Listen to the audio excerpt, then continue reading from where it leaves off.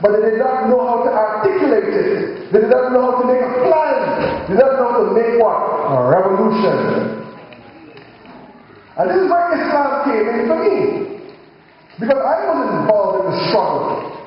I was involved in fighting against police brutality, fighting against streaming kids, putting my people from high school into vocational schools where they teach them to make stuff, but not teach them to think.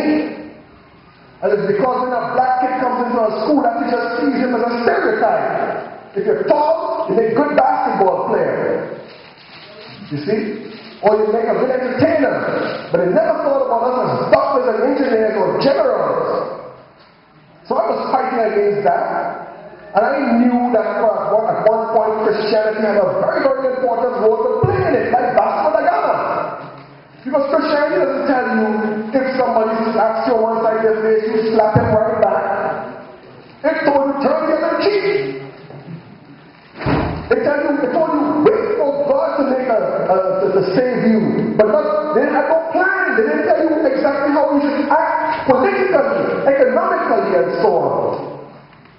And so I started to become a socialist. And I became a very hardcore, in-your-face Marxist.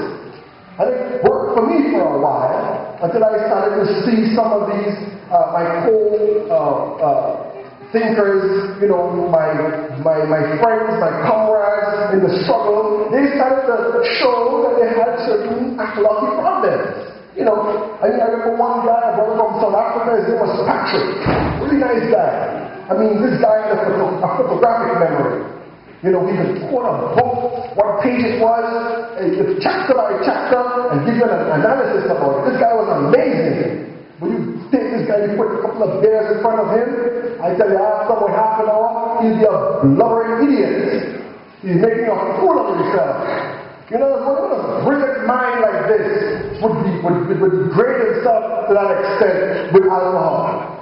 And I see people lying and being egotistic, and I said, how do you want to create a better society if you can't be a better person, if you can't be an example? And I said, only religion could teach that. Because I was quite well versed in Marxism and Leninism. That was my field of study in university. Only religion can do that. Now, I wasn't an atheist. I wasn't atheist because I grew up with a very spiritual grandmother. One of the most spiritual people I ever knew. And she was a Christian. But she was a woman who was sincere to her deen. No Islam came to her for her to know the true Islam. She didn't know about Islam, but she was sincere to her deen. And Allah gave her a gift. Allah gave her a gift. And I used to see it with my very eyes. People would come from all over the neighborhood on a Friday evening, and they would bring bottles of water, and they would put it on the table, and she'd pour that table, and she would pray over that table, and every bottle of water would give a particular shifa to the person who owned that bottle of water. I saw this with my very eyes. It wasn't like when you see on TV these Pentecostal flim-flam men who were calling people. It wasn't like that at all. And people would come to her with all kinds of problems, and before they open their mouth, she tell them what problem they had and how to solve it. Sometimes she solved it right then and there by putting a hand on them and praying, and there, it's over, finished, it's gone. And very importantly, I was a favorite grandchild, by the way, and when she died, she came back to see me after 2 weeks, and I don't mean in my dream. I meant in physical, seeing you right now. And I know in Islam for somebody to do that requires an izn from Allah. You got a special permission from Allah. As no ordinary person can do that. So I knew about that. So I started studying religion.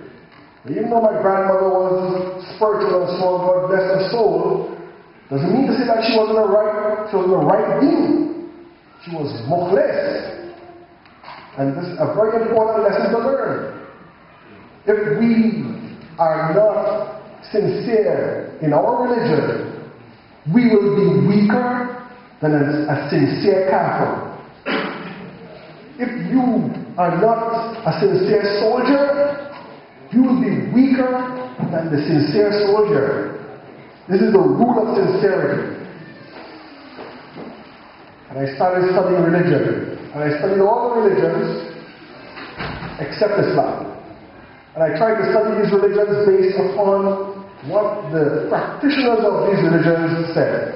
I wouldn't read anything about Judaism by a Christian who wants to beat up on Judaism. I wouldn't do that. I read what a Jew has to say about his religion. And I came to the conclusion that all these religions are good. All of them have some kind of beauty in them. But I couldn't make a choice. Because one of the problems they had was that they could not recognize each other. Except, for example, in cases where one religion comes from another. Let's say, for example, Christianity coming from Judaism. Christianity would have to recognize Judaism, or Buddhism coming from Hinduism. Buddhism would recognize Hinduism. Christianity couldn't recognize Hinduism. They didn't know Hinduism existed. It existed. And vice versa. That was one problem. The other problem was that they never really had a plan for society, in terms of changing society. So I was in that state of mind until one day I was in the library of my university and I came upon the Holy Quran. Right? It was the holy book of the Muslims. And I started to read through this Quran in English, And everywhere my eye fell, it was like this Quran was talking to me directly. Everywhere my eye fell, this Quran was telling me something straight into my heart. And I sort of felt that I was getting, I was actually blowing up, I was getting bigger and bigger. I got really scared, scared and happy at the same time. I closed the book and I said, I found my religion, and I fled out of that bookstore. I wanted to know how I become a Muslim, how to become a Muslim. I didn't know what you had to do to become a Muslim. At that time, Islam was alien. At that time, Islam was a Pakistani thing or an Indian thing. Muslims at that time didn't make any effort to do da'wah to other people. It's like Shias today. Shias don't make da'wah to other people. They leave it to the Salafis. They leave it to the Salafis. Shias just love to sit in a little corner and think, oh, you're so oppressed and we're minorities and so on. But they don't do da'wah. Until one day, I came upon a group of Sunni brothers doing da'wah in the university. Now, I had a reputation in the university for two things. For partying, I was a serious partier, I was a DJ, and I was also a serious Marxist. Okay? So, and I used to defend Marxism, I used to defend revolution, and so forth and so on. And people used to really love to hear me speak. They'd miss classes just to hear me, kick it and aside in the classrooms and talk, And I saw a huge crowd, and they were in a heated argument. And as the crowd saw me, they were very excited to see me. And they said, come on over here. I got over there, there was a few Muslim brothers behind the table looking all despondent and stuff. These guys were beating up on these poor Muslim guys, So I was just looking at the argument, I wasn't saying anything, and because I wanted to be a Muslim. And the Muslim brothers looked at me and they said, do you believe there is one God? I said, yes. I said, do you believe that God's name is Allah? I said, yes. I said, do you believe that God sent prophets to guide mankind? And this is all from just like read that Quran in 5 minutes, Okay? I said, yes. I said, do you believe that God sent the Holy Prophet Muhammad sallallahu alayhi wa sallam as a messenger to mankind? I said, yes. He said, but don't you know you're a Muslim? I said, yeah. Yes. So they said, stick the finger out like this. To me, when they do the tashahhud, in Salah, they stick on the antenna. And I stuck my finger out like that, and they said, say after me. And they gave me the shahadatain, and they said the shahadatain, and all my friends said, no. And that's how I became a Muslim. And after that, of course, no more parties and so on. 5 years afterwards, he was still calling me, asking me, you really don't have any parties anymore? About a year after that, I think, the Islamic Revolution in Iran was successful, was victorious. So I was only a Sunni for about a year. And I remember most of the media and a lot of my Sunni brothers were criticizing the revolution.